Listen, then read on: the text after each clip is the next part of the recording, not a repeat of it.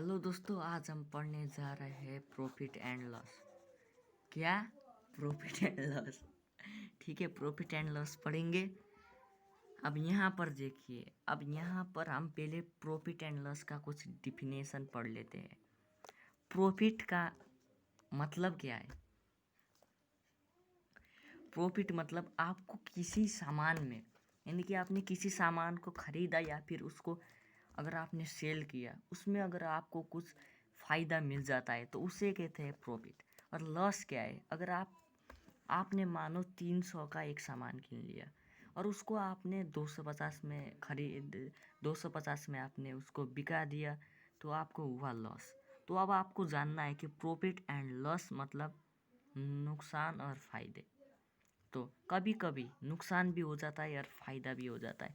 इसीलिए आज हम पढ़ने जा रहे हैं प्रॉफिट एंड लॉस, जो कि हम आपको इतना क्लियरली समझाएंगे कि आपको आज तक किसी ने नहीं समझाया होगा। तो देखते रहिए वीडियो को एंड तक। तो चलिए सबसे पहले जानते हैं प्रॉफिट एंड लॉस परसेंट। अगर हमें प्रॉफिट मिल जाता है तो हम प्रॉफिट परसेंट भी निकाल सकते हैं। अगर हमको लॉस पता चल जाता है तो हम लॉस परसेंट भी निकाल सकते हैं। ये तो हमें पता है। लेकिन प्रॉफिट लॉस परसेंट या फिर प्रॉफिट परसेंट निकालने के लिए हमें सीपी चाहिए। सीपी ज़रूरी है।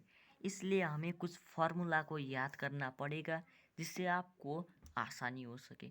तो चलिए फार्मूला को याद कर लेते हैं। सबसे पहले profit percent is equal to profit upon CP into 100%। Loss percent is equal to, हाँ, लॉस परसेंट का formula loss upon CP into 100% है। ठीक है, कैमरा फोकस नहीं हो रहा है, आप फोकस करते हैं। अगेन फिर से अगर प्रॉफिट परसेंट दिया गया है तो प्रॉफिट का फार्मूला क्या होगा? प्रॉफिट परसेंट ऑफ सीपी होगा। तो आपको ये याद कर लेना है, एसपी मतलब selling price is equal to CP plus profit percent of CP होता है। और अगर लॉस परसेंट दिया गया है तो लॉस का फार्मूला लॉस परसेंट अपन सीपी होता है और एसपी का formula CP minus loss percent of SP होता है।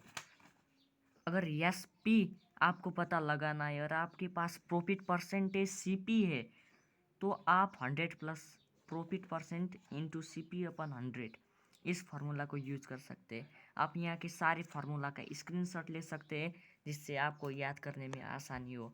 तो अब हम बढ़ते हैं एक्सरसाइज में। तो अब हम पहले करते हैं एग्जाम्पल।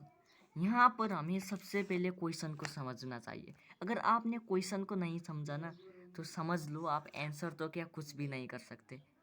तो सबसे पहले क्वेश्चन को समझते हैं, टाइम लगे ना लगे समझना तो चाहिए। सबसे पहले यहाँ पर कहा गया है नदीम एक इंसान है, उसने सेकेंड हैंड एक मोटरसाइकिल खरीदा है जिसका उसको 36,000 रुपये देना पड़ा है और उसने 4,000 रुपये खर्चा कर दिया उसको रिपेयर करने में। और थोड़ी दिन के बाद उसने उसे 39,000 रुपये में बेच दिया। मतलब खरीदा, उसको 4,000 में रिपेयर किया, फिर 39,000 में उसको बेच दिया। तो अब हमें ये पता लगाना है कि उसको फ़ायदा हुआ है या फिर नुकसान। अब इसे पता लगाने के लिए सबसे पहले हमें सीपी निकालना चाहिए। सीपी कितना आएगा? 36,000। और रिपेयरिंग कॉस्ट 4,000, क्योंकि 4,000 में तो उसने उसको उस मोटरसाइकिल को रिपेयर किया था। अब नेट सीपी का मतलब होता है कि अब ये टोटल सीपी उसको कितना लगा। तो टोटल सीपी निकालने के लिए मोटरसाइकिल का सीपी और जो उसने खर्च किया था उसको रिपेयर करने के लिए वो भी उसका ही कॉस्ट प्राइस होता है। इसलिए नेट सीपी आएगा 40,000 रुपये। अब उसने मोटरसाइकिल को बेचा कितने में? 39,000 रुपये में। मतलब यहाँ पर एसपी से ज़्यादा बड़ा सीपी है। मतलब अगर सीपी एसपी से बड़ा हो जाता है तो आप समझ लेना वहाँ पर नुकसान हुआ है, वहाँ पर लॉस हुआ है। तो अब हम चलते हैं लॉस का फार्मूला। लॉस का फार्मूला क्या है? CP minus SP. अब सीपी यहाँ पर कितना है? 40,000 रुपये और एसपी 39,000 रुपये। तो अब यहाँ पर हमें लॉस देखने को मिला 1,000 रुपये का। 1,000 रुपये हमें लॉस मिल गया। अब लॉस परसेंट निकालना है। उसको परसेंट में निकालने के लिए आपको लॉस अमाउंट चाहिए और सीपी चाहिए और उसको 100 से मल्टीप्लाई करना चाहिए। और यहाँ पर हमने यहाँ पर इसको रख दिया तो यहाँ पर आंसर आया 2.5%, मतलब उसको लॉस हुआ था 2.5% का।